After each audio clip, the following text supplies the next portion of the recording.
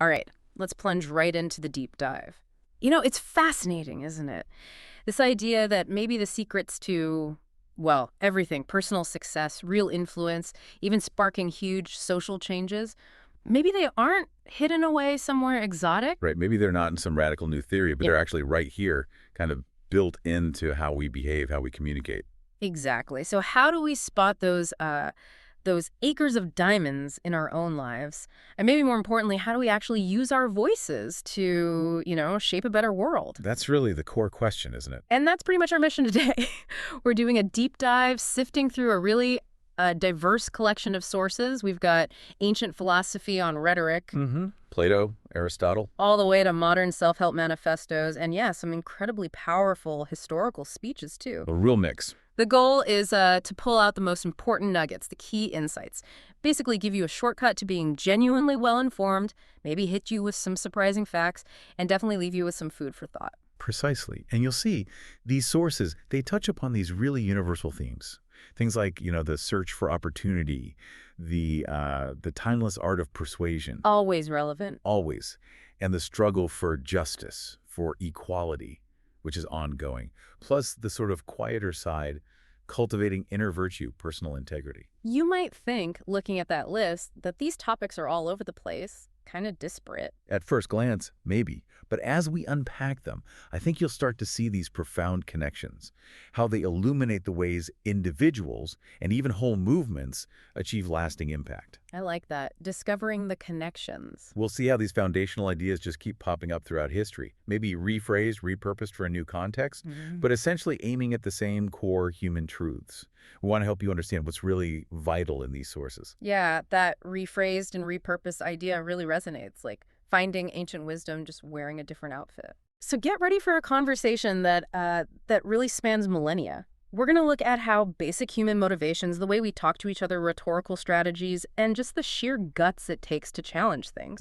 The courage. How all that has shaped our world and, frankly, continues to shape it. It's a journey from, like, ancient Greece right up to today. Hashtag the deep dive. Okay, let's kick things off. Section 1, the arena of opportunity, cultivating personal success. And we have to start with this almost legendary idea from Russell H. Conwell, his Acres of Diamonds philosophy. It's such a powerful starting point, this idea that opportunity often begins right where you are, at home. Yeah, it sounds simple, but what's the core message Conwell's trying to get Well, across? his central point is pretty direct, maybe even a bit confronting. He says, every man has the opportunity to make more of himself than he does in his own environment, with his own skill, with his own energy, and with his own friends. Wow. Okay, so stop looking elsewhere, basically. That's a big part of it. It's a call to look inward first. Before you start dreaming about the next big thing somewhere else, Conwell's saying, hey, take a really hard look at your immediate surroundings. What skills do you actually have? What energy can you bring? Who's in your network already? Leverage what's already there. Exactly. Yeah. Leverage what's already within your grasp. And he uses that incredibly famous story to illustrate this, right? The Ali Hafed story. Oh, yeah, that's the classic. It's unforgettable. Ali Hafed, this wealthy Persian farmer, perfectly content, living a good life, until he hears these captivating stories about diamonds, these glittering stones promising immense wealth, status, power. And he gets hooked? Totally consumed. He makes this huge decision, sells his prosperous farm, leaves his family, and just takes off on this massive, desperate quest across continents, searching for these mythical diamonds. Just chasing the dream. Chasing the dream, exactly. He travels everywhere, talks to priests, guides. Hears stories of rivers flowing with diamonds between mountains. Sounds exhausting. It was. He spends years, burns through his money, gets poorer and poorer. The dream just sours into this obsession, and eventually, completely broke, despairing, he drowns himself. Oh, wow. That's bleak. It is. But here's the kicker, the real punchline. Back on the farm he sold. Uh-oh. The guy who bought it is just, watering his camels in a stream on the property one day, and he notices this odd, sparkly rock. No way. Yes way. Takes it to a priest, shows it to him. The priest immediately identifies it. A huge, magnificent diamond. On the farm he abandoned. On the very farm he abandoned, the land he thought was just ordinary turned out to be the site of Golconda, one of the richest diamond mines in history. Literally, his own acre of diamonds was right under his feet the whole time. Man, that story just it hits hard. He was so blinded by the idea that opportunity had to be somewhere else. Completely. And Conwell had another example, maybe less dramatic, but just as telling, closer to his own time. Yeah. Pennsylvania farmer. Okay, what happened there? Similar pattern. This farmer sells his land, thinks he got a decent price, $833. His big plan, go up to Canada, get rich, collecting coal oil during the boom. Right, chasing the boom. Exactly. Meanwhile, the guy who bought the farm is just doing his chores watering cattle. He notices this plank the old owner used to dam up a stream to keep what he called a dreadful-looking scum away from the cow's water. Let me guess. You got it. Yeah. That scum the original farmer had been oblivious to had been damming back for 23 years. 23 years. Was a massive seepage of coal oil, crude petroleum. State geologists came in, assessed it, valued it in the hundreds of millions, eventually billions. Oh my God, that's even worse than the diamonds, almost. Just unbelievable ignorance of what was right there. It's staggering, isn't it? Yeah. It really makes you pause and think, what are we overlooking in our own backyards? Seriously, it forces you to take inventory. But Conwell wasn't just talking about literal riches, was he? He applied this to everyday stuff, too. Absolutely. He brought it down to the level of, say, a small country store.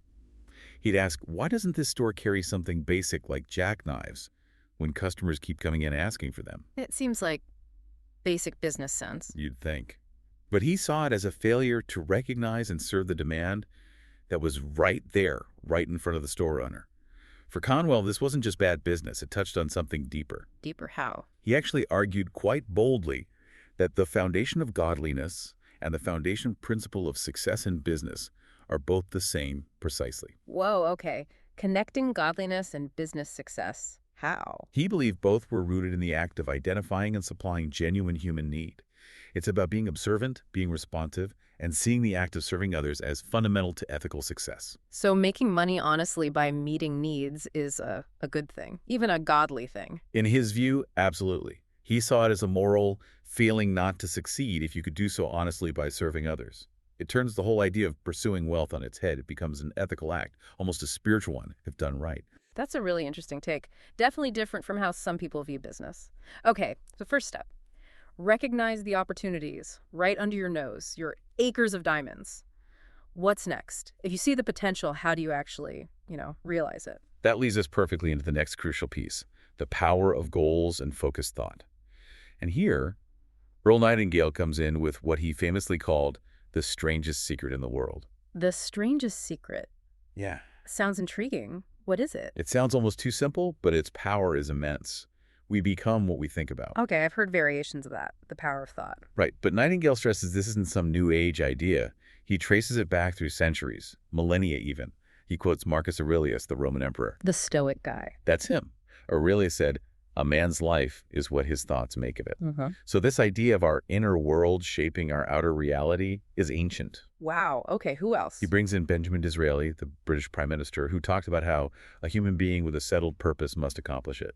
That focus, that determination.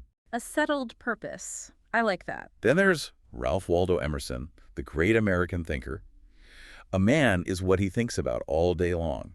Consistent focus. It's hammering the same point home. And William James, the father of American psychology, he called it the greatest discovery of his generation, that people can alter their lives by altering their attitudes of mind. And even more directly, if you only care enough for a result, you will almost certainly ascertain it. That desire, that focused wish. So it's not just passive thinking, it's active, directed thought, caring enough. Exactly. The common thread here is both clarity and action. Nightingale really emphasizes setting definite and clearly defined goals. You can't just vaguely wish for something. Right, gotta be specific. Super specific. And then he lays out steps. Plant the goal in your mind. Really visualize it. Let your imagination run wild on how to achieve it. Crucially, refuse to believe obstacles are insurmountable. Assume there's a way. Yes, assume there's a way, and then act decisively when opportunities or ideas pop up. It's a very proactive process. He had that great analogy too, didn't he, about the ship? Oh yeah, the ship analogy is perfect. Imagine a ship with a full crew, a captain, and a clear destination a port it's sailing to. Nightingale says 9 times out of 10, maybe 9,999 times out of 10,000, it'll get there. Makes sense. Purpose, direction. Now imagine the opposite. Same ship, but no crew, no captain, no destination. You just start the engines and let it go. What happens? Disaster. It sinks, crashes, ends up derelict somewhere. Precisely. It becomes a derelict.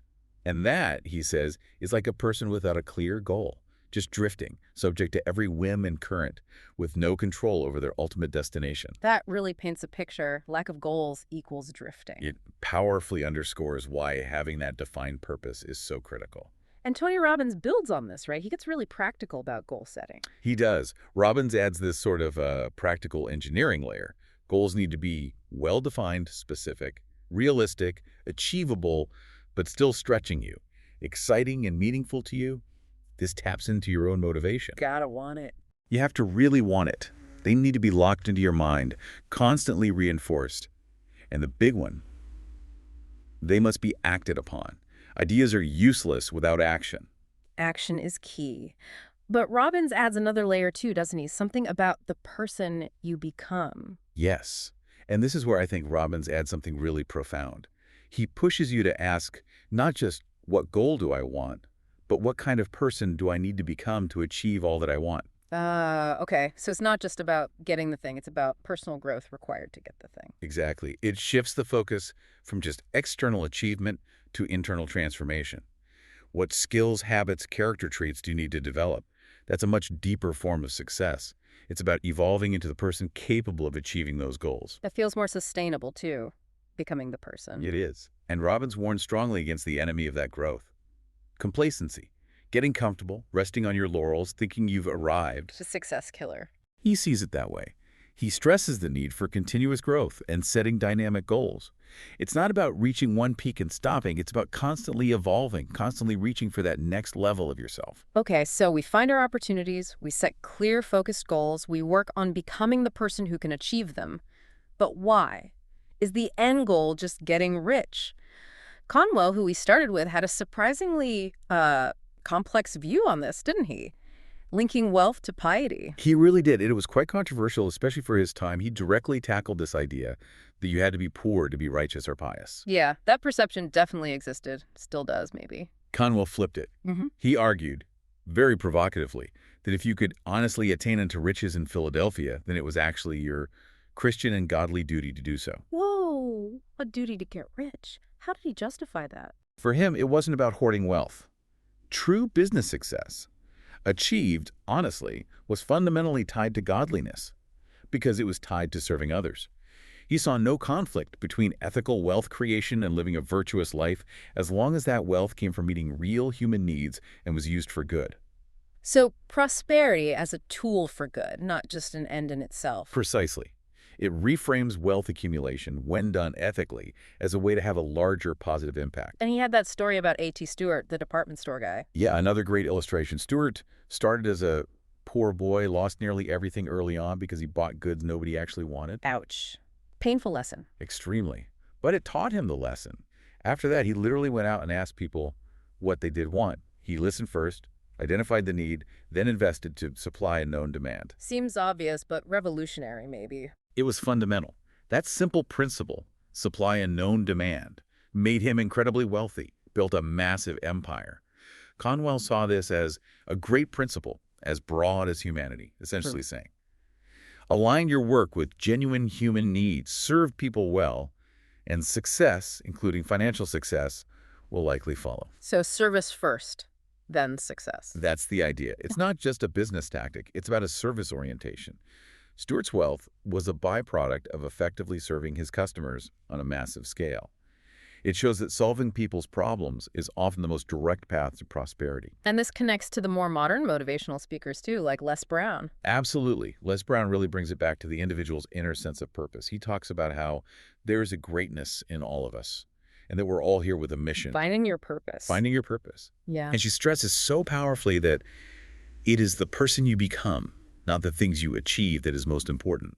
It puts the focus squarely back on character, integrity, personal growth, who you are being while you're doing what you're doing. That feels like the ultimate acre of diamonds, maybe. Your own character. That's a great way to put it. And Conwell himself seemed to live this. His Acres of Diamonds lecture made him a fortune, but he didn't just sit on it. What did he do? He worked tirelessly. Reports say 16 hours every day for the good of his fellow men. He held specific office hours just to consult with poor people, people who could never pay him, offering guidance. Wow. 16 hours a day? And at one point, he was apparently the legal guardian for over 60 children who needed help. His life really demonstrated that he saw wealth and influence not as endpoints, but as tools to make a difference, to serve. He walked the talk. Okay, that's a powerful foundation. Finding opportunities, setting goals, focusing on service, and becoming. Now let's shift gears a bit. How do we actually interact with others to make things happen? Section 2, the art of influence, mastering communication and persuasion. A huge topic. And to really get it, we almost have to go back to the beginning, to the ancients. So, foundations of effective rhetoric, ancient insights. Back to Greece and Rome. Absolutely. Because they thought deeply about this stuff. Take Aristotle. He defines committing injustice pretty clinically. Doing harm willingly, contrary to law. Okay, straightforward enough. But then he adds a crucial layer.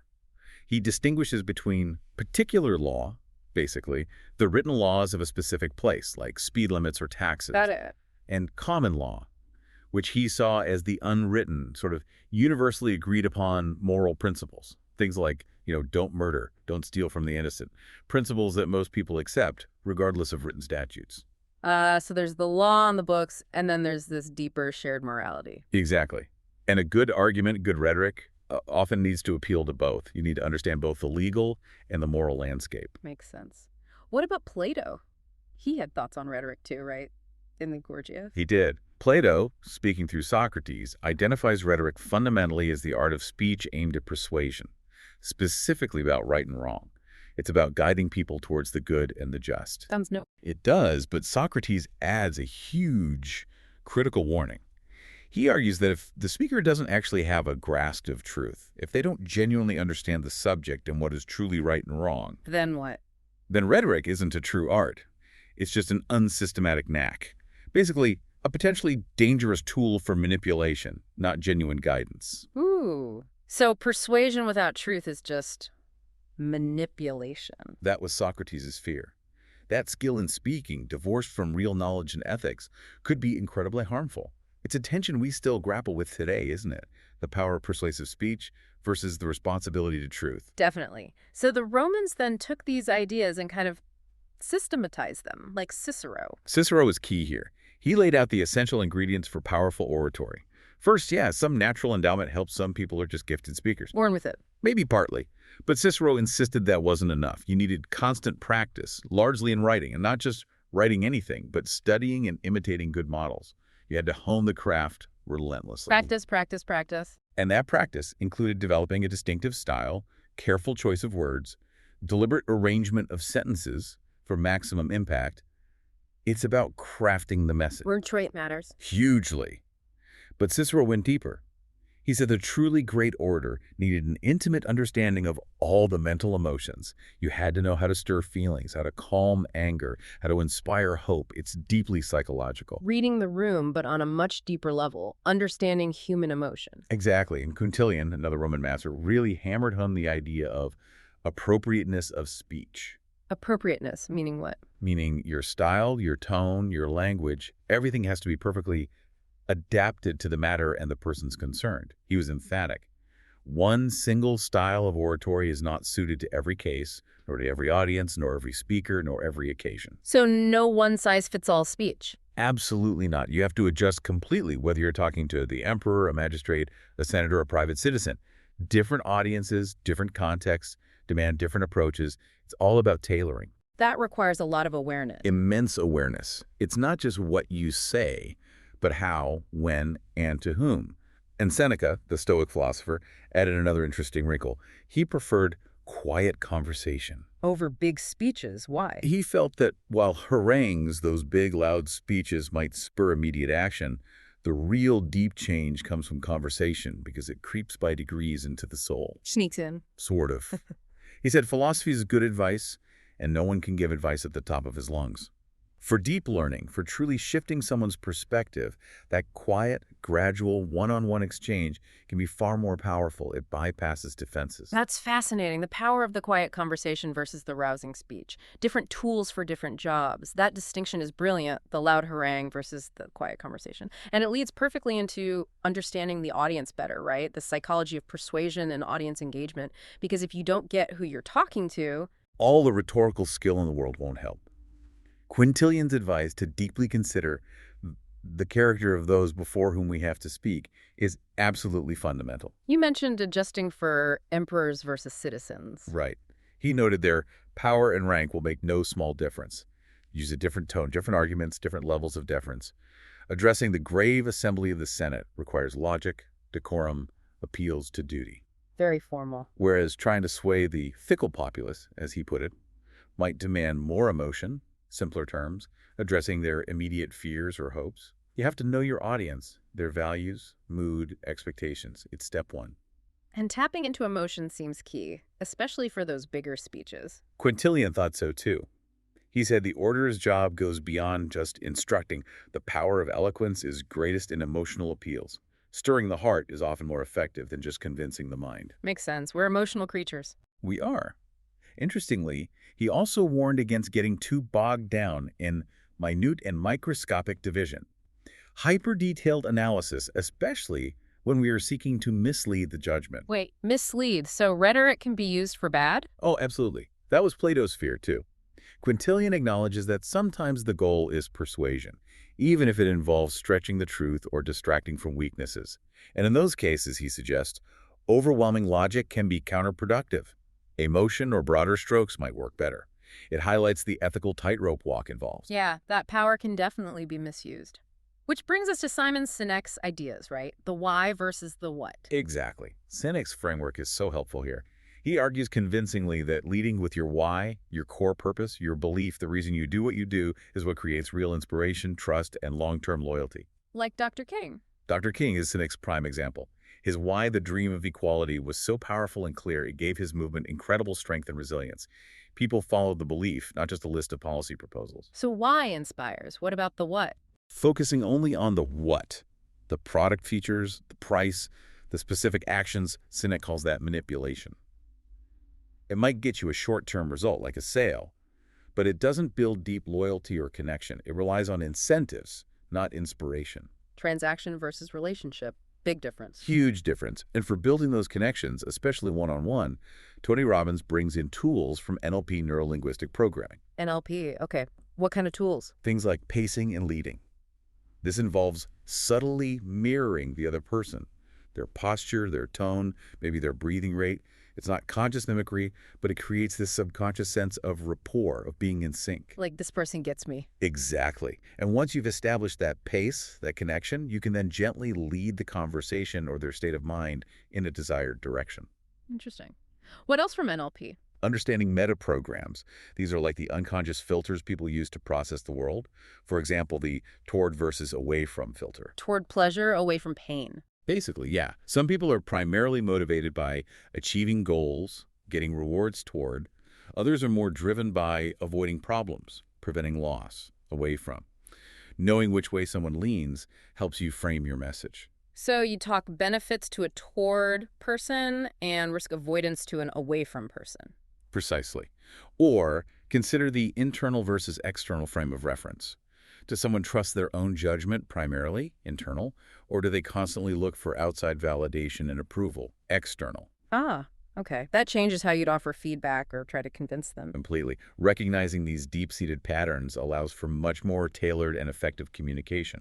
It's like speaking their internal language. It sounds almost like a superpower, understanding those filters, but before any of that, there's something even more basic, right? Something Dale Carnegie really pushed. Listening, just truly deeply listening. Carnegie made this stunning observation. When we're not engaged in thinking about some definite problem, we usually spend about 95% of our time thinking about ourselves. 95%. Wow. That's humbling. Isn't it? So his advice is radical in its simplicity. Just stop thinking about ourselves for a while and begin to think of the other person's good points. Genuinely try to understand their perspective. Put yourself in their shoes. Fully. When you do that, Carnegie says, you don't need flattery or tricks. Genuine influence flows naturally from that deep listening and connection. He had that story about the troubleshooter, right? Yes. The guy sent to deal with this super difficult, cantankerous customer. The customer just unloads on him for 3 solid hours, ranting, complaining. 3 hours. What did the troubleshooter do? He just listened. Didn't argue, didn't interrupt. Just listened empathetically. And by the end of it, The customer's anger was gone. He trusted the troubleshooter completely and even made him a charter member of an organization he was starting. All from listening. All from the simple, yet incredibly difficult act of deep, non-judgmental listening. Sometimes that's the most persuasive thing you can do. That story is incredible. 3 hours of listening. It really shows the power. Okay, so let's take these ideas about rhetoric, audience psychology, listening, and see how they play out in strategic communication for impact, especially on a bigger stage. We've got some amazing historical examples. Absolutely. Let's start with someone like Theodore Roosevelt, TR. He had a very specific communication philosophy. He wanted his speeches to be as simple and direct as a circus poster. A circus post, meaning what? Bold and eye-catching. Exactly. No complex academic language. He aimed for immediate clarity and impact. He used these incredibly memorable, action-packed words and phrases. Like the strenuous life. Perfect example. Or the big stick. These phrases perfectly captured his ideas and stuck in people's minds. He wasn't afraid of using picturesque insults, either vivid language that grabbed attention and made his position unmistakably clear. You definitely knew where TR stood. No ambiguity there. Not at all. Yeah. His communication was designed for maximum immediate impact. And then almost a different kind of power. You have Martin Luther King Jr. His I Have a Dream speech is just legendary for its eloquence. It's poetry as much as it is oratory. King was a master of imagery. Think about phrases like transforming the jangling discords of our nation into a beautiful symphony of brotherhood, Wow, you can almost hear that. or aiming to hew out of the mountain of despair a stone of hope. These aren't just words. They're powerful, visual, emotional metaphors that convey deep meaning and resonate universally. And this ties back to Senec's why, right? King's clarity of purpose fueled that eloquence. Absolutely. His deep conviction, his unwavering why, the belief in justice and equality gave his words that incredible power and allowed him to craft imagery that moved a nation and continues to inspire generations. Just stunning. And then for sheer conciseness, there's Abraham Lincoln. Lincoln could pack so much meaning into so few words. Take his letter to General Joseph Hooker. Written in maybe 5 minutes during the absolute darkest days of the Civil War, what Lincoln called a time of black sorrow and chaos. Just 5 minutes. Apparently so. Yet this short, direct, incredibly potent letter was so historically significant it sold for $12,000 way back in 1926. Its value today would be immense. That's incredible. What does that tell us? It shows the enormous power of precisely chosen words, even very few of them, to guide, to correct, to inspire, especially in moments of crisis. It wasn't flowery. It was about weight, clarity, and moral authority. Precision matters. And Tony Robbins offers a tool for this kind of impact too, doesn't he? Reframing. Yes, reframing is such a practical and powerful technique. It's about consciously changing the frame or the perspective through which you view a situation or experience. So changing how you look at something. Exactly. It's not just positive thinking. It's actively shifting the meaning. What seems like a disaster, a business failure, a personal setback can be reframed to reveal hidden advantages. Like finding the silver lining. More than that, maybe. It's about finding the lesson, the opportunity, the data hidden within the failure, transforming a negative experience into a catalyst for growth or a strategic pivot. It's about rewriting the narrative, both for yourself and for others you might be leading. That sounds incredibly useful for leaders, turning setbacks into opportunities. It's essential. An effective leader can take a major screw-up and reframe it not as the end, but as, say, wow, we just got some incredibly valuable, hard-won market feedback that tells us exactly where to go next. That shift changes everything: morale, focus, the ability to move forward constructively. It's about shaping perception to unlock potential. Okay, from personal success and influence, we move now into maybe the most challenging territory. Catalysts for change, confronting injustice and seeking equality. This is where communication meets courage to really push society forward. Let's start with exposing hypocrisy and inequity. And you simply cannot talk about this without discussing Frederick Douglass, particularly his speech, "What to the Slave is the 4th of July," delivered in 1852. Imagine the scene. Speaking to a mostly white audience celebrating independence, while being formerly enslaved himself, the tension must have been incredible. Unimaginable. And he did not hold back. He declared, straight up, that for revolting barbarity and shameless hypocrisy, America reigns without a rival. Whoa! That's pulling no punches. None whatsoever. He called out the flagrantly inconsistent politics and religion that preach liberty while practicing slavery. He basically held up a giant mirror to the nation on its birthday and forced it to see the ugly contradiction between its ideals and its reality. And he used their own founding documents against them, right? Masterfully. He took the Declaration of Independence, all men are created equal, endowed with inalienable rights, and threw it right back at them. How could they celebrate those words while holding a seventh part of the inhabitants of your country in chains? It's logically irrefutable, just lays the hypocrisy bare. Completely. He stripped away any moral high ground, and he specifically targeted the internal slave trade, the buying and selling of people within the U.S. As opposed to the international slave trade? Right. He called the internal trade a peculiarity of American institutions, a chief source of wealth that operated without condemnation. Meanwhile, the U.S. had joined other nations in condemning the foreign slave trade as piracy. So condemning it abroad while profiting from it at home. Exactly. He exposed that glaring, horrific double standard, showing how the nation conveniently ignored the monstrosity within its own borders. Just devastatingly effective rhetoric. But injustice wasn't only about race, as Sojourner Truth pointed out. That's such a crucial point. Sojourner Truth, in her advocacy, highlighted this other layer. She observed, based on her experience, that prejudice against women is still acceptable, even within reform movements, and that she was often discriminated against because I am a woman, even more than because she was black, especially in political circles. Wow, that's an early insight into intersectionality, isn't it? How different forms of bias overlap and interact. Absolutely. Long before the term was common, she was living and articulating it. It showed that even among people fighting one form of injustice, other prejudices could still be deeply ingrained and socially permissible. A really vital perspective. So let's dig deeper into that. The unseen struggles, gender and race. Sojourner Truth really embodies this, doesn't she? She's an absolute monumental figure here. Picture the scene again. Fourth National Women's Rights Convention, 1853. A hostile mob is there trying to shout down the speakers. Now it's chaotic. Very. And into this steps Sojourner Truth, described as a tall, colored woman, representing, as the source says, the two most hated elements of humanity, at that time being black and being a woman. Facing down that hostility. Calmly, with dignity, she speaks directly to the women there. Be strong, women, blush not, tremble not. Then she makes this powerful assertion of self.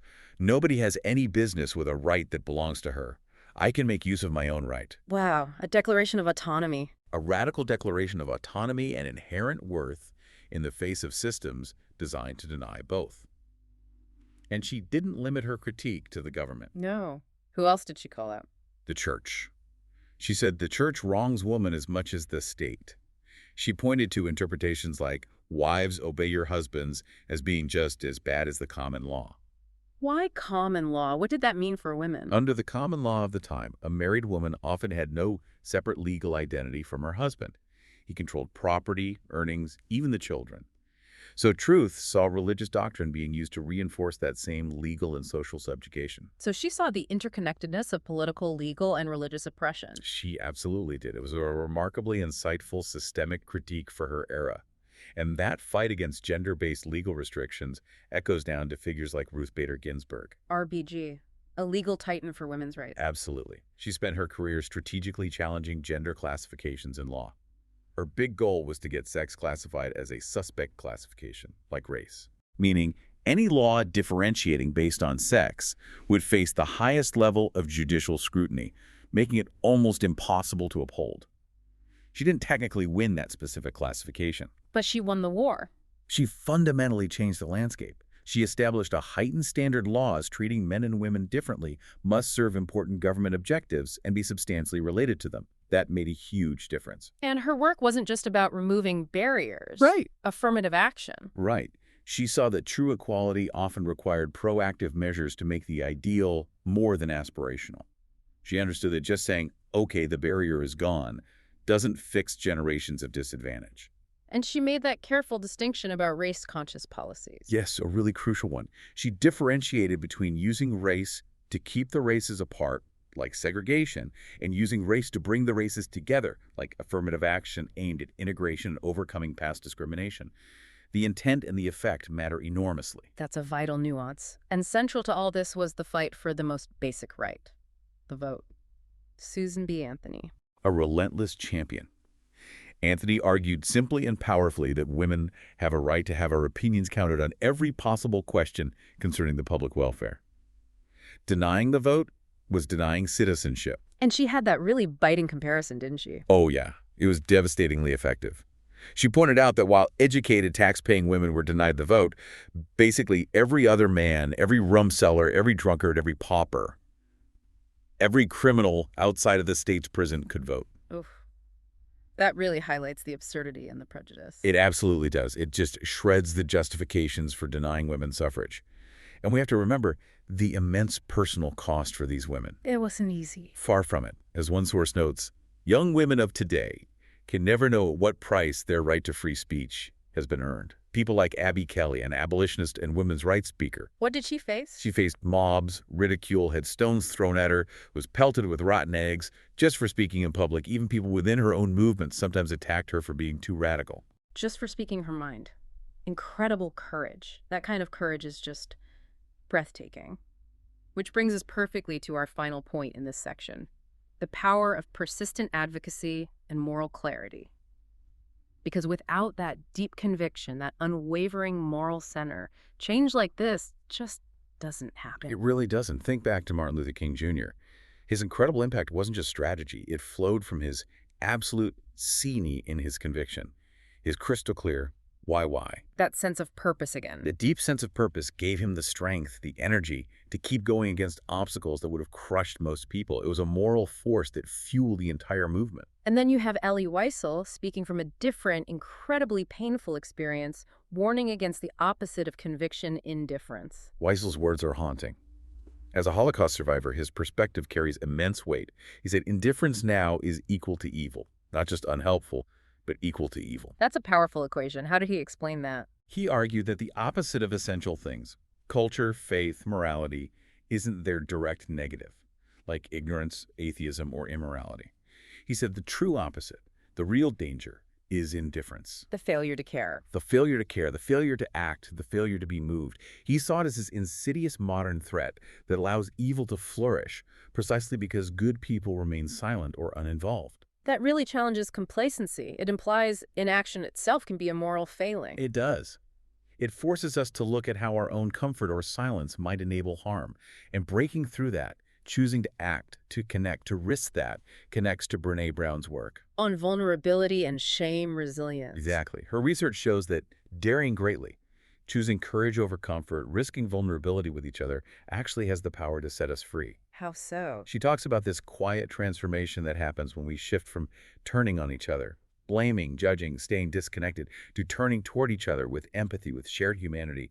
That connection, born from vulnerability, is essential for any real social progress. So, large-scale change starts with individual courage to connect. It suggests that, yes, it begins with resisting indifference and choosing connection, even when it's hard. And this idea of internal power and collective action echoes in older calls, too. Like the one from the fair organizers you mentioned. Right. They were urging formerly enslaved people in the South, teach the millions how much power they have in themselves by cooperation, by a combination of their small means, to change the despairing poverty. Don't wait for saviors, basically. Find power within the community. Exactly. It was a call to agency, to collective self-help. Go forward, they said, asking to enter the same employments which other people enter.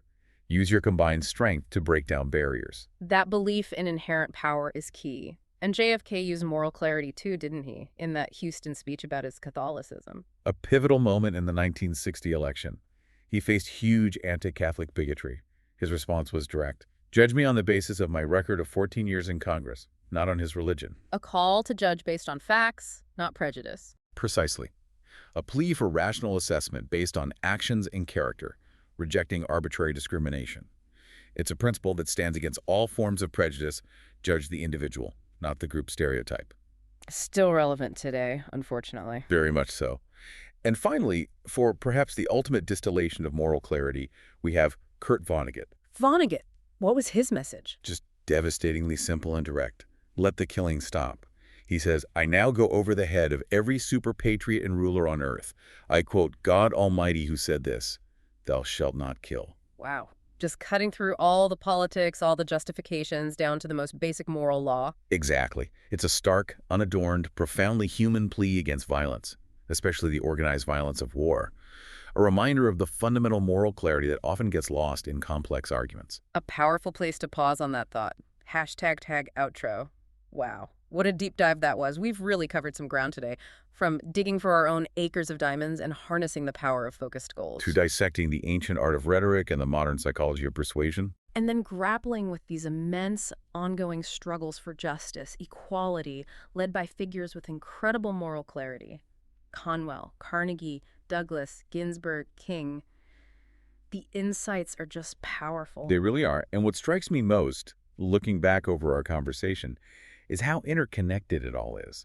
These aren't separate boxes. How do you mean? Well, that personal clarity, that sense of purpose we talked about with Conwell and Nightingale, that's the fuel for effective communication. Yeah. You speak with more power when you know your why. Right. And that communication, whether it's a quiet conversation or a powerful speech. That's the engine of social change, the tool Douglas and King and Anthony used.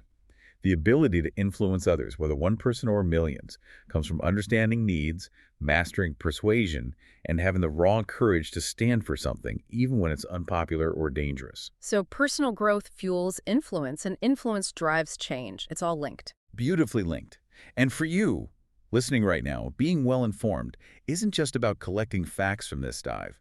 It's about seeing those patterns, connecting those dots in your own life. And realizing that you, too, are probably standing on your own acre of diamonds. Exactly. You have opportunities right now for growth, for influence, for making a positive contribution right where you are. With the skills you have, the network you have, the potential is likely closer than you think. It reminds me of that Kurt Vonnegut quote you brought up earlier, the one about hope. Oh yeah. The most unrealistic person in the world is the cynic, not the dreamer. Hope only makes sense when it doesn't make sense to be hopeful. And all these figures we talked about, they were dreamers, weren't they? They hoped when cynicism seemed like the only logical response. They absolutely were. They dared to believe in something better against overwhelming odds. So maybe the challenge for all of us, drawing from Vonnegut again, is twofold. First, when things are going well, when life feels good, pause and actually appreciate it. Ask aloud, if this isn't nice, what is? Anchor in gratitude, I like that. And second, when you do encounter injustice or see potential that's being wasted or feel that pull towards something more meaningful, dare to dream. Dare to be vulnerable, like Brené Brown suggests. Dare to use your voice, your unique talents to make good art, not just in a studio, but with your life and in the world. That's a powerful call to action.